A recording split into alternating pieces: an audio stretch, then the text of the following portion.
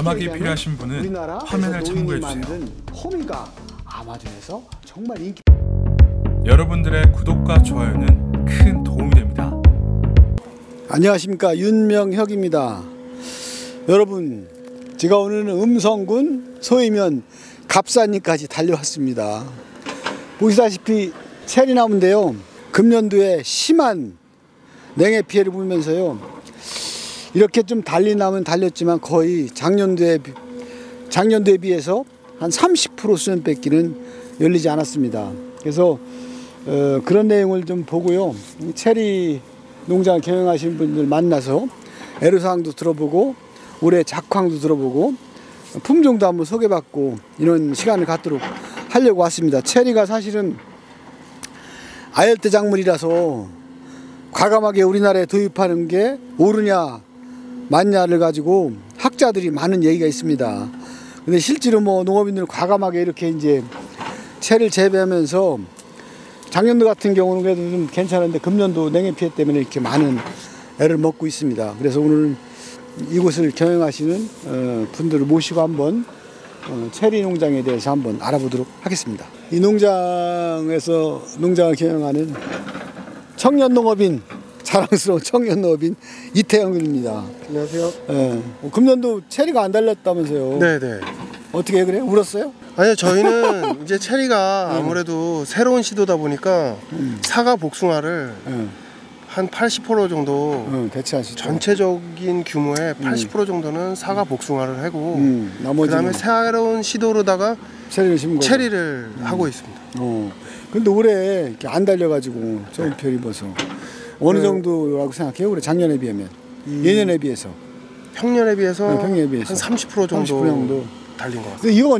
이런 건 많이 달렸네요, 그래도. 네, 이제 냉해 피해가 그래도 저희 밭은 덜한 편입니다. 여기는. 네네. 왜냐하면 지대가 좀 높기 때문에. 네, 지대가 높은 것도 있고 전체적으로 북향입니다. 겨울에 이제 그 추위 때 이 찬 공기가 높은 데서 낮은 데 떨어지다 보니까 네네네.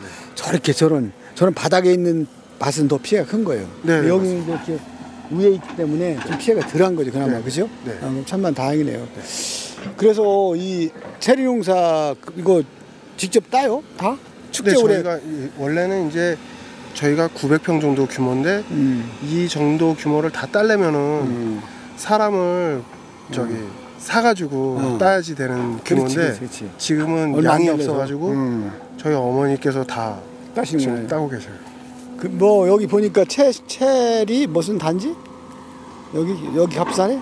음성에 사는? 갑산 체리 마을입니다. 체리 마을, 갑산 체리 마을이라고 해서 체리 축제 하잖아요. 네네. 축제 해요, 오늘? 올해 그 냉해가 심해가지고 전체적으로 이제 한 농가당 뭐 일정 물량을 축제를 위해서 이제 출자를 해가지고 축제를 하는데 그 물량이 안 돼가지고 취소됐습니다. 포기했네요. 네. 아이고, 참 안타깝네. 체리 보면서 한번 해볼까요? 네네. 이건 아직 딸 때는 안 된 거죠, 그죠? 이거는 레이니어라는 품종인데 약간 노란색 빛이 끝까지 남아 있는데 일부는 딸 때가 된 거고 완전히 노란 거는 딸 때가 안 됩니다. 좀 더 이따 따야 되고 지금 따는 거예요? 조금 더 빨개지면은 따는 거죠. 딸 수 있습니다. 수확하기도 나무가 높아가지고 힘들겠는데? 아니에요. 이 정도면은 사다리 손으로 놓고. 하고 사다리 해가지고 올라가면은 이 정도는 그 만약에 이게 체리가 앞으로 계속 이럴 수는 없겠지만 냉해 피해를 위해서 뭐 무슨 대책 같은 걸 음성군에서 수립하고 있나요? 지금 정확한 냉해 피해를 왜 냉해 피해를 입었는지에 대한 분석이 돼 있는지가 의문이에요. 보상도 없고. 왜냐하면 이제 제가 봤을 때는 추워서 냉해 피해를 입는 것이 아니라 아니야. 봄에 3월 달에 그렇지. 꽃 피고 나서 꽃 피기 전에 26도까지 올라간 적이 있어요. 그러면 이제 나무가 봄인 줄 알고 그렇지. 꽃을 이제 물을 빨아들인 다음에 그 다음에 온도가 떨어지는 게 문제거든요. 그냥 단순히 영하 4도로 떨어진다고 해서 원인은 봄이 빨리 오기 때문에 그런 거예요. 네. 봄이 빨리 온 것 같은 그 날씨 때문에 3월 달에 그것 때문에 그런 건데 나무가 봄이 왔는 줄 알고 물을 물리고 꽃을 틔우려고 눈을 틔우려고 할 때 다시 추워지면 이제 피해가 오는 거예요. 그 정확한 원인 분석을 한 다음에 거기에 대한 대책을 세워야 되는데 세워야지 되는데 그거에 대한 분석이 돼 있는지 음성군에서 아직 하고 있어요? 뭐, 아직까지는 뭐 일개불약이니까 신경 네네. 쓰고 못 쓰겠죠, 그죠? 다들 뭐 왜 이렇게 냉해가 심한지 그냥 단순히 개화 시기에 영하로 떨어져서 그렇다라고 이제 생각하는 것 같은데 제가 봤을 때는 전혀 그렇지 않습니다. 아무튼 뭐 금년도 좀 피해가 심했어도 힘을 내시기 바랍니다. 저는 그래도 새로운 작물에 대한 시도를 그래, 했다는 한 게 자체가. 30% 정도 해가지고 그럼 그거 다른 훌륭한 농가에 거지. 비해서 그래도 비교적 안정적으로 나와가지고 그러니까 뿌듯합니다. 오케이. 네, 고생하셨어요. 네. 예. 자 여러분 지금 제 옆에 계신 분이요. 우리 충북농업 마이스터대학 졸업하신 분입니다. 복숭아반을 졸업하셨고요. 우리 아까 인터뷰한 청년농업인 이태영 군의 아버님이십니다. 그래서 아버님이 마침 오셨기에 이렇게 한번 모시고 한번 나무에 대해서 물어보려고 제가 모셨습니다. 이게 지금 아버님 이게 무슨 품종이에요? 이게 이제 많이 달렸는데. 저희 밭에 네 가지 품종이 있어요. 이게 라핀 같습니다. 라핀. 예. 지금 이 딸 때가 됐네요. 예. 근데 이거는 뭐 냉해 피해가 없는데 이 품종만 없는 거예요? 그렇지도 않아요? 근데 이제 제가 혼란스러운 게 보시다시피 이제 여기는 그늘이 져가지고 더 피해가 꽃눈이 있다. 이제 꽃눈이 들은 걸로 예측을 하고. 이쪽은 아무도 다 피해가 싹 크네. 예. 그래서 제가 박피를 한번 해봤어요. 박피. 예. 그렇다고 이제 생각을 했는데 또 누가 또 얘기를 해요. 타이토는 품종 때문에. 품종이 하여간 그렇게 잘 안 오는 품종이라고 이런 말을 또 하더라고요. 근데 이제 그건 제가 이제 저 박피를 해놨기 때문에 1년 뒤에 결과가 나올 것 같습니다. 근데 제가 볼 때는 물이 오르고 눈이 트이는 시기가 틀리잖아요.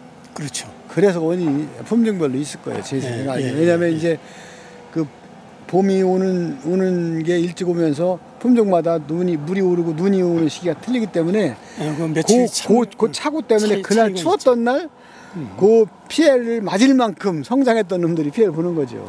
그랬던 걸로 알고 있고. 아무튼 지금 여기에 있는 품종 중에서 그럼 네 가지 있다고 했잖아요. 어느 품종이 가장 피해가 없어요? 지금 제가 보기에는 홍수봉하고 리니어가 그래도 피해가 없어요? 피해가 좀 덜한 것 같아요. 그럼 지금 이거 홍수봉 이건 뭐예요? 이건 라핀이요. 홍수봉이라는 품종. 라핀도 뭐 사실은 피해가 없는데 이 정도면 피해가 없어요. 이 정도 가지면 되는 거잖아요, 그죠? 이 나무가 홍수봉이죠? 예. 저 뭐 아직 이 체리에 대해서 잘 몰라도 홍수봉이라는 품종이 좀 피해가 덜한 것 같아요. 예. 그 원인은 뭐라고 생각하세요? 근데 제 생각은 여기에 경사가 이래졌는데 경사진면에 뭐 부분적으로 막 이렇게 와가지고 아주 판단하기 힘들어요. 품종별로 우선 보면은 그 품종별로 피해가 있는 거 아닌가요? 홍수봉도 없는 건 또 전혀 없고 있는 건 또 있고. 그럼 뭐 그래서 이게 수세에 관계가 있는지 영향이 있는 게 아니네, 그렇죠? 네, 품종이 아닌 것 같아요. 아무튼 이 정도도 그래도 다른 농가에 비하면 피해가 덜한 거죠. 뭐 거의 안 달리는 농가 많다. 청주는 지금 저 값산 19, 29 해가지고 아마 저희 집이 제일 그래도 많이 달린 것 같습니다. 전혀 없는 집도 있어요. 뭐 95% 얘기하는 집도 있고. 그런 데는 뭐 품종은 내가 똑같을 거 아니에요. 재배 수령도 똑같고. 그렇죠? 비슷할 거 아니에요. 수령은 차이가 좀 있긴 하지만은. 어떤 하여간 지역적인 그 원인이 있죠. 표고하고도 우선 제일 영향을 주는 게 표고고 얼마나 높은 지역에 있고 그 지역이 구릉지대냐 아니면 뭐 이렇게 등성이냐 이거에 따라 틀리는데 여기 같은 경우 제가 볼 때는 피해가 없는 지역인데 금년도 그래서 피해가 별로 없는 지역인데도 불구하고 피해가 있는 것 같으니까 올해 아마 좀 심했던 것 같아요. 근데 작년도 같으면 엄청 땄을 텐데 올해 냉해 때문에 많이 못 딴다면서요? 네, 올해는 좀 수확이 좀 줄었는데요. 대신 알 크기는 더 커졌어요. 네.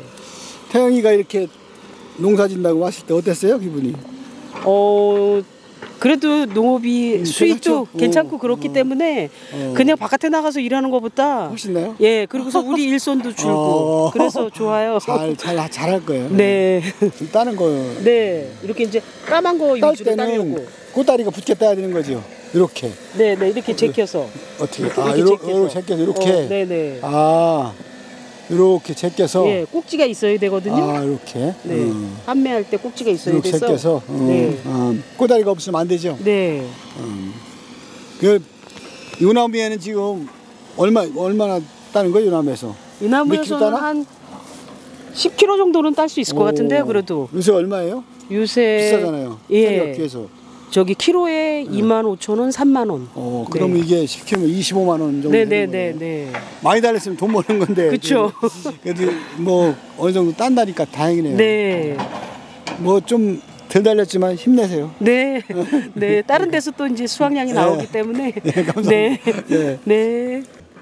계속되는 지구온난화, 해마다 반복되는 봄철 냉해에 따른 과수의 피해, 금년도 체리도 피해가지 못했습니다.